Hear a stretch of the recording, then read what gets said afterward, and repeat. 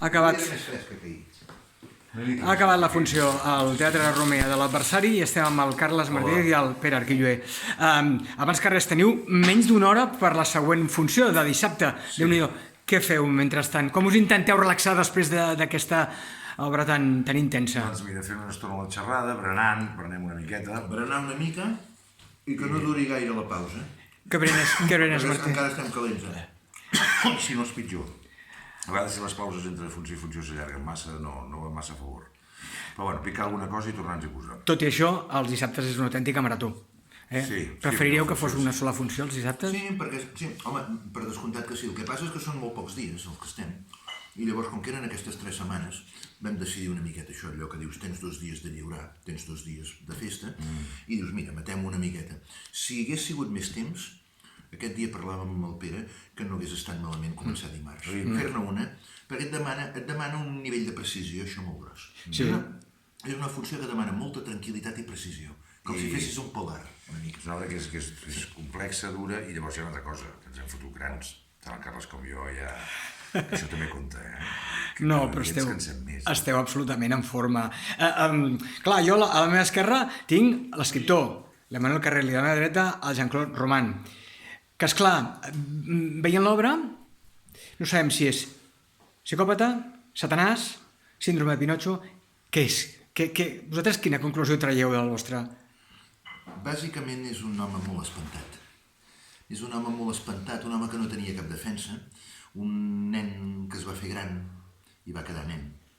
No es va rebotar mai amb els pares, no va tallar mai el cordó umbilical. Llavors, fa com una paràbola bíblica, penso jo, al carrer, no?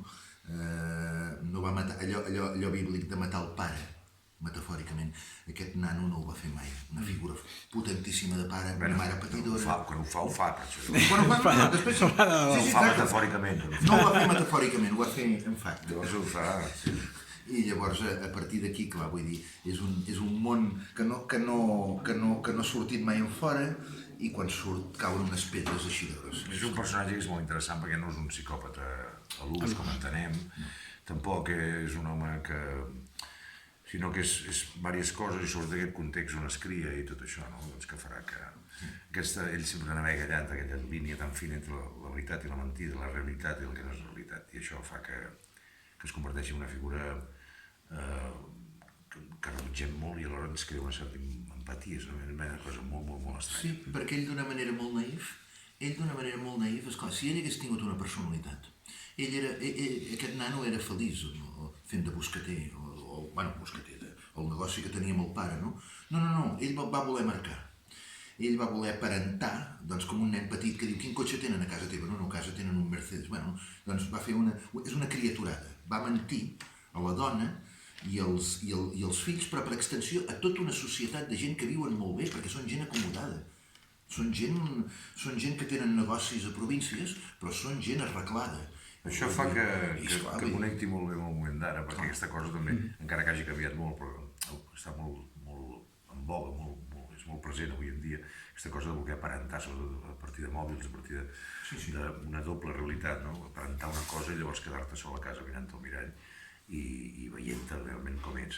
Aquesta dualitat és el que explica o intenta explicar també Carrer. No ens oblidem, hi ha un cert sentit de l'humor. Ens hem de prendre les coses amb un cert sentit de l'humor o Carrer s'ho acaba prenent... Bueno, amb aquesta... No una empatia, que dèiem abans, però... Hi ha una mirada irònica, naturalment. En algun moment, no sé, evidentment, no?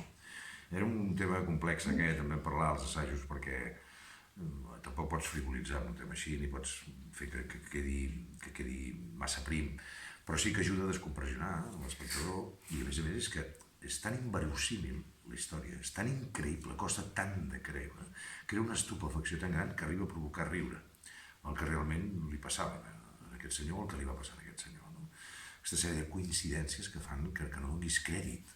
Rius per dues coses, per descompressionar i l'altre és per dir, però per l'amor de Déu, com és possible una cosa així? No és tant el riure d'un gag ni el riure, evidentment, de comèdia. Tot comença, doncs, quan l'autor explica el que passava al gener del 93.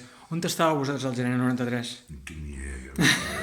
No ho sé. Perquè estava tu ja treballava... Tu estaves per aquí fent La filla del mar. La filla del mar. Jo estava per aquí fent La Guàrdia Blanca el 93, sí, tant, aquell any. Sí, sí. Res, us deixo. Queden pocs dies per veure-la, que vingui la gent, no? Sí. I tant que sí. És una obra que la disfrutes molt i a la vegada molt incòmoda. Jo m'he mogut molt al seient. M'he mogut molt al seient. Clar, posa bastant contra les cordes, clar, perquè tota la zona de confort i tot el que estimem més, un individu així és un mirall espantós. És aquesta finestra que diu el Pere al final, no? Cadascú té una finestra i jo vaig estar 7 anys abocat a aquella finestra. I llavors a l'infern cadascú sap a quina distància el té. En tot cas, aquest és infern, el té aquí. O sigui, la reixa de l'infern la té aquí davant. Ja us esteu preparant ja per la següent funció. Molt bé. Gràcies per atendre'ns. A tu, Pere. Pere i Carles. A tu, com Vinga, sempre. una abraçada. Gràcies.